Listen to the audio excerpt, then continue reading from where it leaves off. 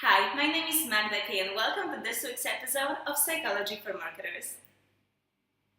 In our childhood, we were told a lot of ideas and beliefs about the world, which actually guide us our behavior subconsciously into our adulthood. Now, if these beliefs and rules are supportive to your goals, if they're empowering, then awesome. But a lot of them are not. A lot of them are actually sabotaging your success. So what are some of the biggest bullshit rules that we were told? Well, here are 6 of them, and I believe we should unlearn and forget them immediately.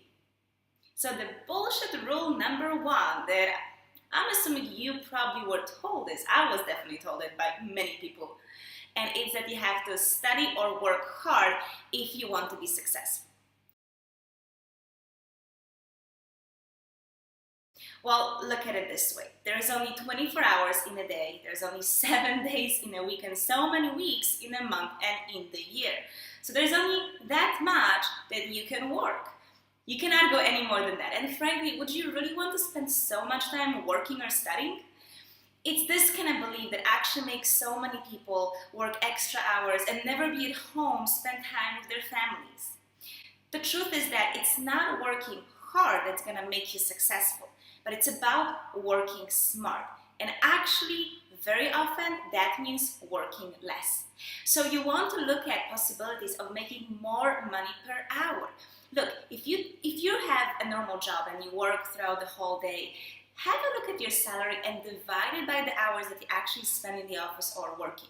You might be surprised that your pay per hour is not that impressive. So see how you can increase it. Maybe you can add some passive income to the income that you are already getting.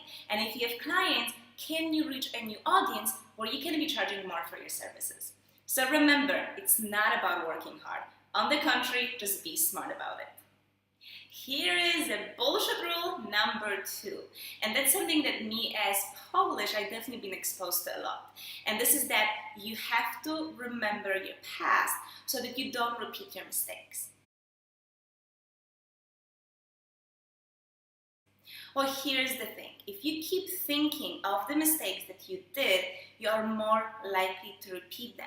Because where we focus our attention is what we create. So look, I know that you're worried about whether you learned your lesson and whether you are going to make this mistake again. I want you to know that you have learned your lesson and you don't have to consciously keep repeating it to yourself for it to be with you. It stays with you, it's in your subconscious, but you have learned it and you know the consequences. You got that. So you don't have to keep thinking of what you did in the past, of what mistakes you made, of when you behaved wrong so that you don't repeat it. Like I said, you are more likely to repeat it if you do. Another thing is that some people say that if you don't remember your past, it means that you don't respect it. I actually disagree with it. And like I said, in my case being Polish, our country has been through so much. We lost a lot of people. There was always some kind of attack from another country around us. We even disappeared from the map for over 100 years.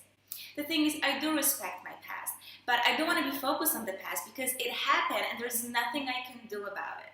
So letting go of the past, not thinking so much about it, but instead being focused on the now and on building the beautiful future for yourself, that's actually of service to you and other people, because this way you can make a difference.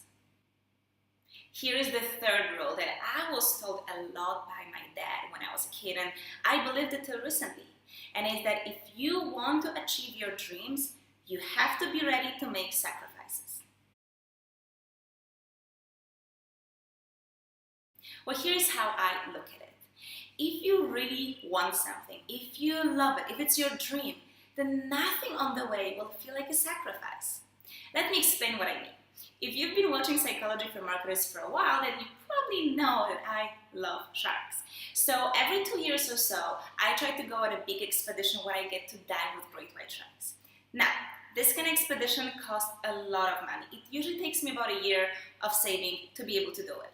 Secondly, just so you know, great white sharks like cold waters, which means that I dive in the water that's no more than 12 degrees. That's super cold. It takes me about 1 hour after the dive to be able to feel my fingers again. And very often, I have to wake up at 4 or 5 a.m. to make the dive. These things to somebody who doesn't love sharks would feel like a big sacrifice, but it doesn't to me. I'm willing to do all of these things because I love sharks and I love diving with them so much. So again, what are the things on the way towards your goal that you have to do? Does it feel like a sacrifice, or are you totally okay and happy to do them? If at any time of your journey anything feels like a sacrifice, that means that you're working for the wrong goal. That's not your dream goal, because your dream will feel natural and easy. On top of that, let me just add that this idea of sacrificing things comes from a place of scarcity, is that you have to choose, you cannot have it all. But frankly, I believe that yes, you can have it all.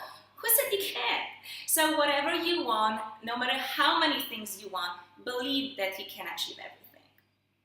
Now, speaking about scarcity mentality, here is the bullshit rule number 4, is that if you have more, somebody else will have less.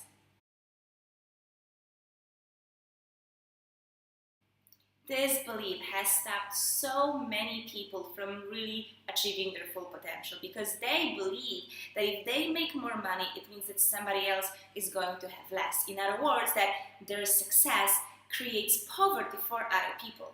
But that's really thinking of the world that we live in as something with a cap on it. Like there's only that much money, that much happiness, that many housing, that much food. So we have to split it. And if you take more, it means that somebody else is going to have less.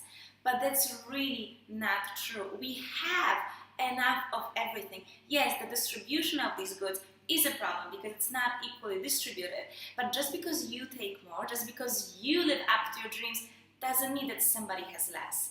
And also remember, when you really become the best version of yourself, when you're more successful, when a lot of people know you, when you have followers, and when you have a lot of money, you can actually make a bigger impact on the world because you can spread your message, people will listen to you, and you will have money that you can invest to actually build something beautiful. Okay, and the final 5 things that we were told in childhood that I believe we should totally forget about because it's not serving us. And it's the idea that you have to have a long-term plan for yourself. So tell me something. How many times when you went for the interview, you heard the question, what do you want to be in 5 years? Oh, I hate this question. How can I know? Look, where I am today, I would have never imagined myself being here 5 years ago. First of all, I never thought of moving to Asia. It just kind of happened, but here I am.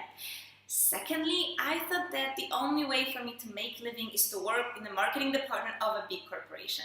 And instead, I quit that kind of a job and I'm focusing fully on the things that I want to do, like this blog, doing workshops, coaching with clients. Plus, I also teach yoga, and 2 years ago, I wasn't even doing yoga. So I definitely did not see all of these opportunities coming my way. So yes, it's okay to have goals for your future and think of the future, but don't obsess so much about where you want to be in 5 or 10 years from now, because so many things can and will change. Planning so strictly for your future means that you're not allowing space for the new opportunities to come, that you're not considering how much you can grow or the new people that you can meet. So forget about so much of your future, come back to today, because you are living today, right now, not 10 years from now. Also, I noticed that people have this tendency of really planning in the long term. They're not happy today, and I want you to be happy today, because today, it's really all that we have. So these are the 5 big bullshit rules that I was told in my childhood, and I'm assuming you might have been told the same. And I believe we should forget about them because they are not serving us. So try it out. Try to just eliminate these beliefs from your life and see how it's changing everything for you. Thank you so much for watching. If you like this video, please like it and share it with your friends, especially if you know somebody who can benefit from this information. And if you're not yet part of our family of psychology for marketers, then make sure you subscribe, because this way you'll be getting a free training like this every week. Plus, I have additional information that I only share via email. Thank you so much for watching. That was Magda K, and I'll see you next week.